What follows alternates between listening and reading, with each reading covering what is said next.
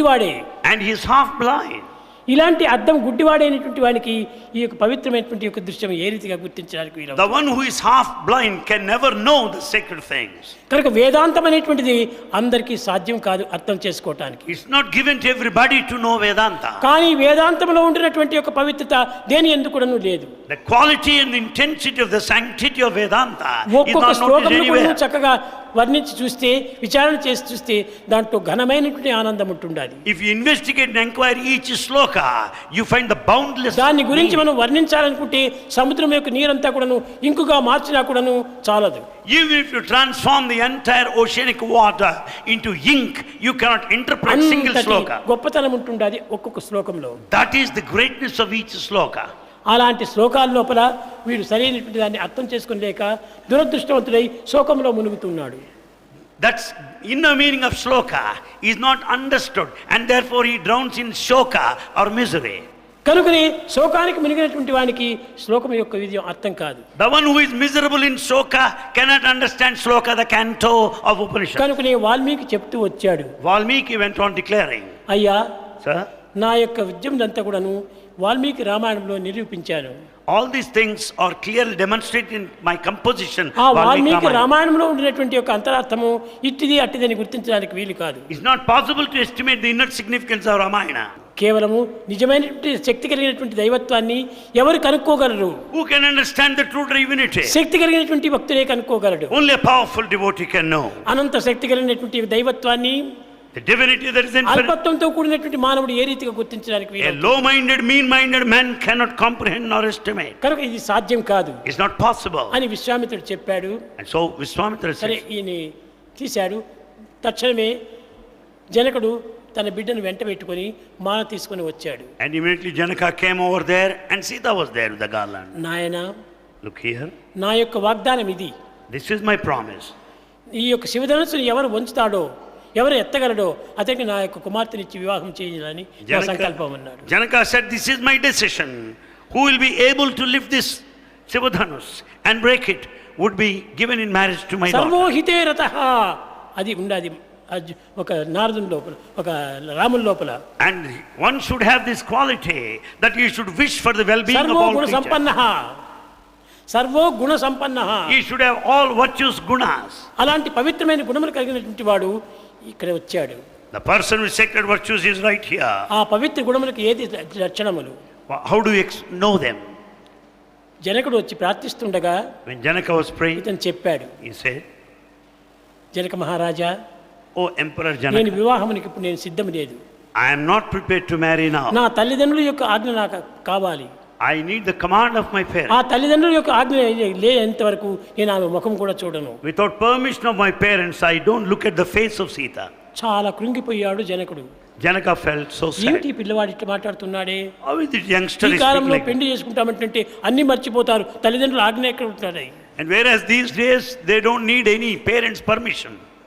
కనుక విశ్వామిత్రుడు వచ్చాడు. Vishwamitra came. నాయన, ఈ మహారాజు యొక్క వాగ్దానం ఇది, This is the promise vow దీన్ని of నేను them. అంగీకరించు అన్నాడు. He said, "You accept." దేనిని నేను అంగీకరించను. I am not prepared to accept. సర్వో హితే రతః, నా ఇష్టమైనటువంటి దాన్ని నేను అంగీకరిస్తున్నాను. I'll accept that what I నా really ఇష్టం feel. ఏమిటి? నా ఆత్మతత్వమే నా ఇష్టము. But the nature of the self is the one that I like. సర్వోగుణ సంపన్న, అన్ని గుణములు కలిగినటువంటి వారే నాకు అవసరము. In fact, I want those people with all these virtues. కాబట్టి నా తండ్రి వచ్చేంత వరకు నేను ఏమాత్రము దీనికి అంగీకరించను. So until my father comes here and gives permission, జనకుడు I'm not going to do anything. గీతములు పంపించాడు. జనక పిలిపించాడు దశరథుడిని. In the meantime, Janaka sent all the messages and messengers asking Dasharatha to move here. రామును చెప్పారు And విశ్వామిత్రుడు. And Vishwamitra told Rama, కేవలము తల్లిదండ్రులు వచ్చేంత వరకు కూడా నువ్వు కాచుకోవచ్చు, కానీ ఒక్క తూరైనా ఆమెను చూడమని చెప్పాడు. you can wait until your parents come here. At least you can look at సర్వధర్మ the bride. హితవ్రత, ధర్మాన్ని గురించి అక్కడ కూడా బోధిస్తూ వచ్చాడు. And Rama went on teaching dharma here. పర స్త్రీని వివాహం అయ్యేంత వరకు కూడాను కన్నెత్తి కూడా నేను చూడను. Until I am married, I am not going to look at any other woman's face, said Rama. ఆమె నాకు మాతృ సమానమైన. And the other one till now is my mother. కాబట్టి వివాహం అయ్యేంత వరకు కూడాను సర్వులు నాకు మాతృస్వరూపులే. So until I am married, All are equal to my mother. అన్నాడు. రూమ్కి వెళ్ళిపోయాడు. So saying, he returned. తర్వాత వశిష్ఠుల వారు వచ్చారు. Then Vasishtha came. తర్వాత దశరథుడు వచ్చాడు. Dasharatha also came. అందరూ వచ్చి ఎంతనో చెప్పారు. All came and tried to convince him. వాడందరికీ వినయంతో చెప్తూ వచ్చాడు. But he told them in all humility. ధర్మం ఈ రకంగా బలికింది. And this is the way how dharma మన comes. ధర్మం ఈ రకంగా చెప్పింది. And this has been the ఈ declaration. ధర్మాన్ని నేను పాలిస్తాను కానీ వ్యక్తుల యొక్క ఆజ్ఞ నేను ఏమాత్రము పాలించను. I'll follow the prescribed code కానీ dharma. వ్యక్తులందరినీ గౌరవిస్తాను But I respect everybody. అని చెప్పాడు. And that was సరే ఈ what he సమయంలో said. రామును తొందర పెట్టకూడదన్నాడు.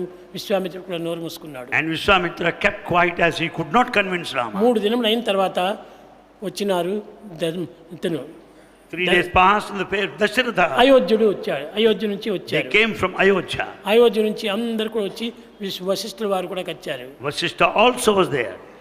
కలిసి రాముల దగ్గరికి వెళ్ళారు. And they went close to Rama. Rama, రేపటి దినము తెల్లవారి 8 గంటలకు కార్యం జరుపుకుంటున్నాము. This whole thing has to be done at 8 o'clock tomorrow morning. దీనికైనా నీవు అంగీకరించావా అన్నాడు. Have you accepted this at least? నా తండ్రిని పిలిచమన్నాడు. తండ్రిని. And he said, I want to see my father. నాయన, నీ వివాహం నిమిత్తమై మేమందరం వచ్చేసాము. మాకందరికీ సంతోషమేనన్నారు. ఉన్నారు. The father said, it's acceptable to us. We have come here for the wedding. అయితే నీ ఆజ్ఞ అయింది కాబట్టి నేను తప్పక అంగీకరిస్తాను. Because you have permitted me, I'll now follow. అయితే ఒకదానికి మాత్రం పూర్వం అంగీకరించలేదు. But one I have not accepted. పట్టాభిషేకమునకు తండ్రి చెప్పినా సరే నేను చేసుకోను అన్నాడు. Coronation, though you wanted me to be coronated, I have not accepted గురువు your వారైనటువంటి proposal. వశిష్ఠుల వారు వచ్చి చెప్పినా కూడాను నేను వినను అన్నాడు. The preceptor Vasishtha said, but I don't pay heed to his word. పితృవాక్య పరిపాలన నా యొక్క దీక్ష. And I should certainly follow the vow that I would uphold this. తండ్రి ఆజ్ఞను నేను నెరవేర్చాలి.